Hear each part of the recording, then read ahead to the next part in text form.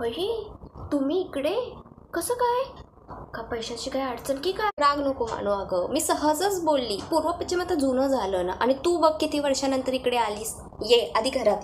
तर तू दारातच उभी राहून बोलणार आहेस का? चल मग घरी. अगं आई, चटई घाल, सोफ्यावर नको बसवू. तिला नाही जमणार सोफ्यावर. चटईवर ते आरामात बसू शकते. अगं हे घर कुठे आहे? ही तर झोपडी आहे ना. आणि आता इथे माणसंच बदलतात तर घर कसं नाही बदलणार?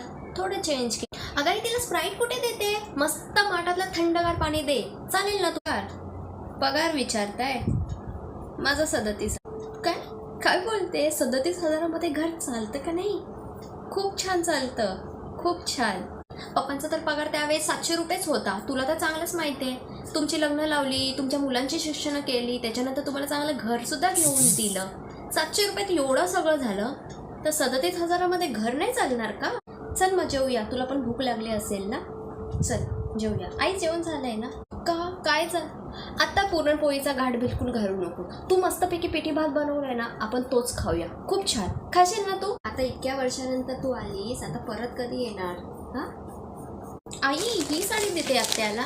अगं ही तर तुला पप्पानी आणलेली ना. आणि एवढी महागातली आत्या आता घालते तरी का? तिला डेली यूजच्या साड्या घे ना. बघ ती कशी घालून आली आज. तशा मला साड्या देतील. चालली? चालेल चालेल, येत राहा आता. हा सदा काय पडते. Bye bye. ऐक ना, माफ कर जर मी तुला खरंच दुखवलं असेल तर. उधारी कुठलीच ठेवू नये, आईने सांगितलं.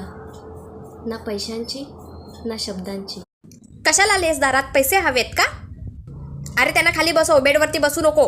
ह्यांना रोज गोडचं जेवण मिळालं ना तर रोज रोज जेवायला इथेच येतील. या साड्या घेऊन जा ना, आईला दे. पण ही साडी खराब झाली आहे.